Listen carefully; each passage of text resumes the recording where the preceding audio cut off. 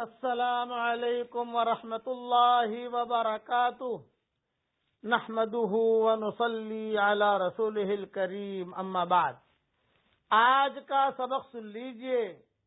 آج کے سبق کی سرخی ہے حضور صلی اللہ علیہ وسلم کی سیرت، پارٹ نمبر 31۔ اب ابو طالب حضرت خدیجہ کے پاس بیٹھے۔ حضرت خدیجہ سے کہا کہ میرے بھتیجے نے ایسے ایسے بات کہی ہے، کیا صحیح ہے؟ حضرت خدیجہ نے کہا بالکل صحیح ہے۔ اب ابو طالب بھی خوش ہو گئے، الحمدللہ، اب ایوری تھنگ از اوکے ہو گئی۔ حضور نے بھی حضرت خدیجہ کو پسند کر لیا، حضرت خدیجہ نے بھی حضور صلی اللہ علیہ وسلم کو پسند کر لیا۔ اب تاریخ طے ہوئی، لیکن ابو طالب نے ایک اشکال کیا۔ ابو طالب نے یہ اشکال کیا کہ خدیجہ تم مالدار عورت ہو اور میرا بھتیجا جو ہے وہ تو اتنا مال والا نہیں ہے، اور دوسرا یہ کہ بھی تم نکاح کرو گے تو تمہارے ابا، اس وقت میں ان کے ابا زندہ تھے یا نہیں تھے، اس میں علماء کے اس میں اختلاف ہے۔ بعض کہتے ہیں کہ زندہ تھے، بعض کہتے ہیں کہ زندہ نہیں تھے، لیکن ان کے چچا حضرت خدیجہ کے چچا ہیں یا دوسرے جو لوگ ہیں ان کے گھر والے وہ تو زندہ تھے۔ تو یہ کیسے بات چلے گی؟ یعنی آپ جو ہے شادی کرو گے تو گھر والوں کو تو ہموار کرنا پڑے گا۔ تو خدیجہ نے کہا آپ بالکل فکر نہ کریں، یہ ساری سیٹنگ میں کر لوں گی۔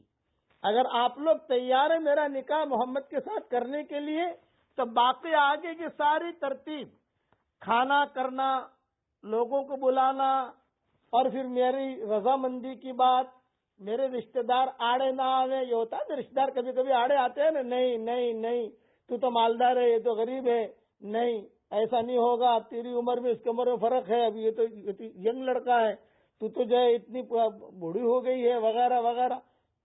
حضرت خدیجہ نے کہا سارا میں سنبھال لوں گی۔ تو حضرت ابو طالب نے کہا کیسے سنبھالوں گی، تھوڑا یہ تو بتائیے، تمہارے ابا تمہارے چچا یہ کیسے خوش ہوں گے؟ تو حضرت خدیجہ نے کہا کہ دیکھو، میں میرے چچا کو، میرے ابا کو روزانہ شراب پلاتی ہوں اور 1 بوتل پلاتی ہوں شام کے وقت میں۔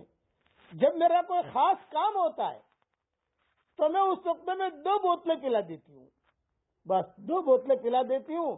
تو میں جو کہتی ہوں وہ سگنیچر کر دیتے ہیں، چیک کے اوپر سگنیچر کر دیتے ہیں، سمجھانے کے لیے کہہ رہا وہ اوکے اوکے اوکے۔ تو جب یہ ہماری تاریخ طے ہو جائے گی اور حضور صلی اللہ علیہ وسلم یعنی محمد یہاں تشریف لائیں گے اور جو بھی بات ہوگی تو میں اس وقت میں ان کو 2 بوتلیں شراب کی پلا دوں گی، وہ شریک رہیں گے یہاں اور وہ اوکے اوکے کرتے جائیں گے، کوئی فرق نہیں پڑتا اس سے، اس لیے آپ اس کا ٹینشن نہ لیں۔ اچھا، ابن اسحاق کی روایت میں یہ بھی ہے کہ حضرت خدیجہ نے آپ کے تمام حالات سفر اور راہب کا مقولہ، فرشتوں کا آپ پر سایہ کرنا، یہ ورقہ ابن نوفل سے ذکر کیا، ورقہ ابن نوفل سے جا کر بیان کیا۔